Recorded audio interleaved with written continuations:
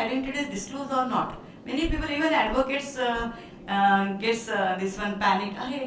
The woman's identity was disclosed, and there are huge discussions take place in media and all that. So what is exactly, whether the victim's identity is required to be disclosed or not? If that is not disclosed, why it should not be disclosed? So creating awareness about the legal rights of women, that is the work which we do. We have our own funding, which we do state-wise, then we do district-wise. But there is a procedure on website that the institutions who are used to hold the legal rights, they can apply to us for district, then for city, then for state. And they have to take good workshops.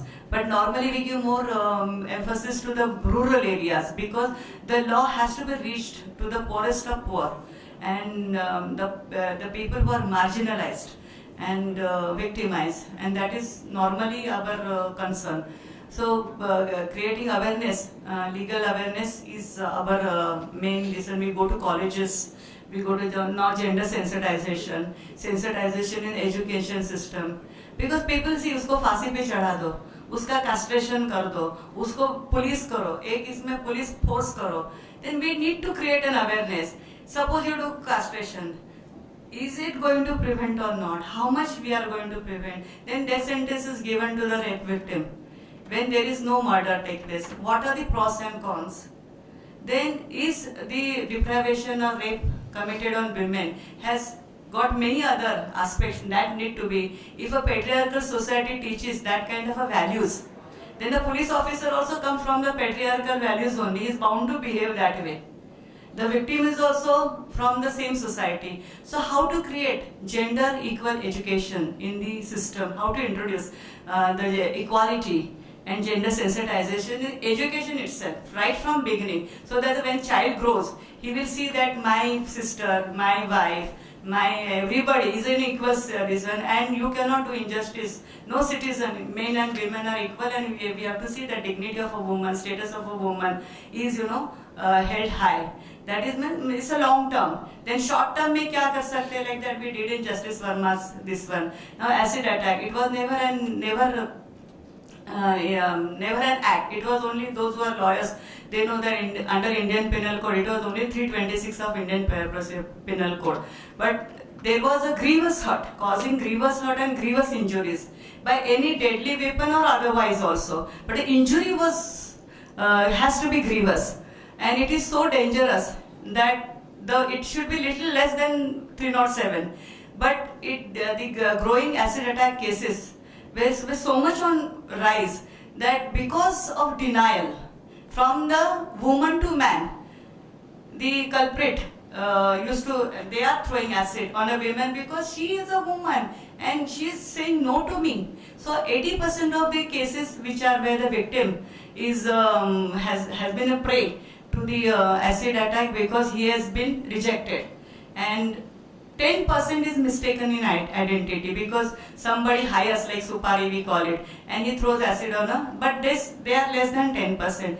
And this is happening in certain states much more, where a no from a woman is not accepted at all. So that's why new act has been made, 326A and 326B. 326A says it is 10 years and up to life imprisonment. That is a Women's Commission's work, and it has been brought into a new anti-rape law bill, or you can say new Criminal Amendments Act 2013. The Women's Commission has played a major role in bringing Justice Verma's contributing our this one. In that, voyeurism has become an offence, stalking has become offence, 354 ABC have been well defined now. It was only depriving of modesty, but what is depriving of modesty?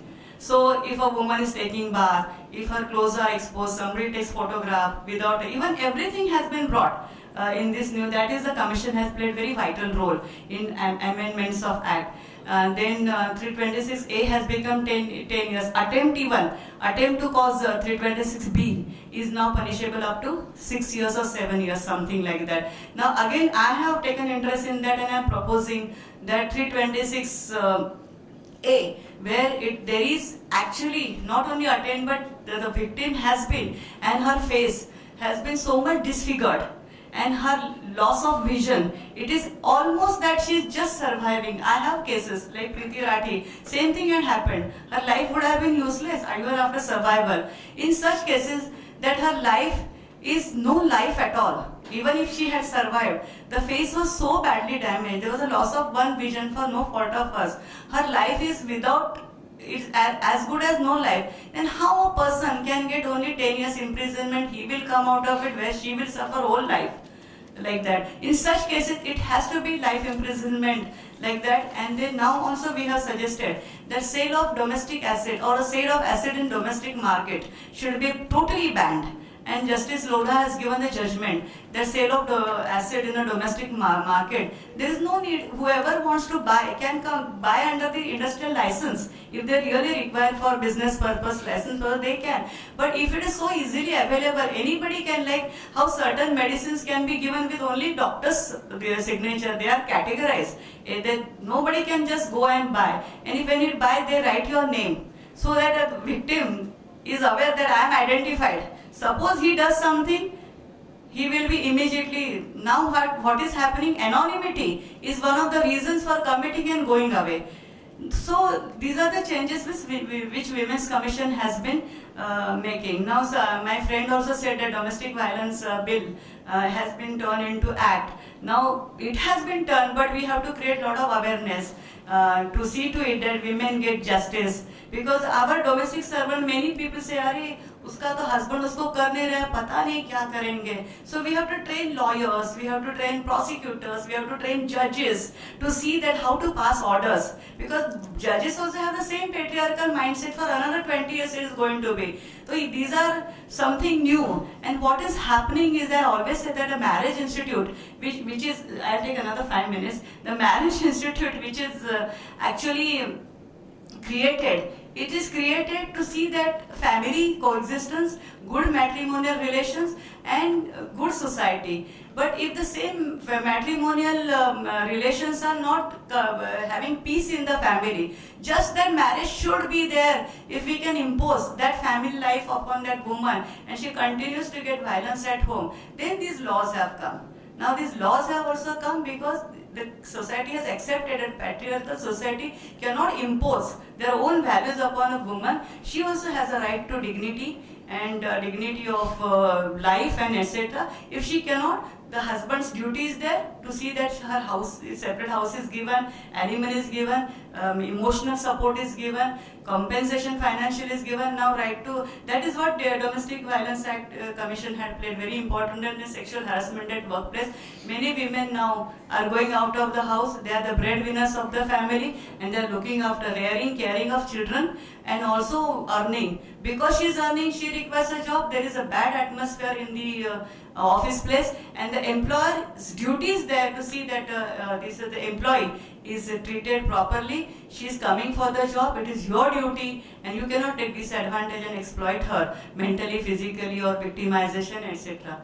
Things are of course moving positively. Now we are coming on surrogacy because women's bodies also, their wombs are being exploited for money. So surrogacy also we are coming with new. Recently I have taken a lot of initiative in this maternal, this Termination of Pregnancy Act, which was only Nikita Mehta's judgment, where the lawyer, the judge said that it is only MTP allows legal abortion up to 20 weeks.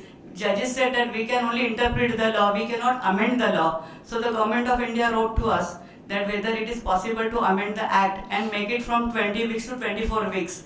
We had the national consultations, we interacted with FOXI, with doctors, with state government, health department, government of India, and they say that the technology has advanced so much that if the child is having any chromosomal or any defect and hole in the heart, or the child is going to be unwelcomed and not going to survive, and the technology is so advanced, 24 weeks should not be a problem because by 22nd week, if it is detected, they also require 2 weeks to take opinion. Second opinion is also required. One opinion may be wrong of the doctor.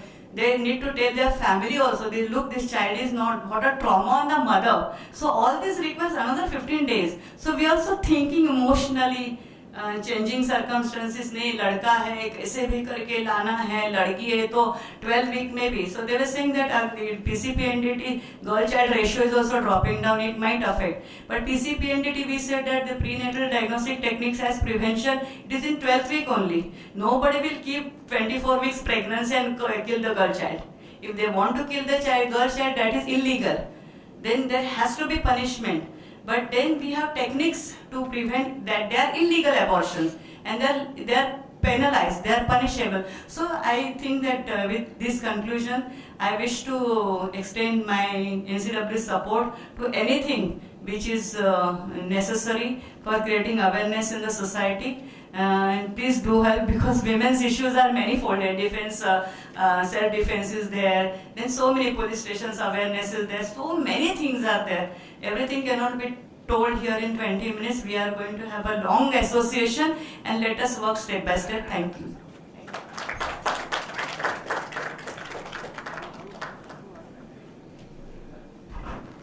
Thank you, ma'am, for this very thoughtful speech.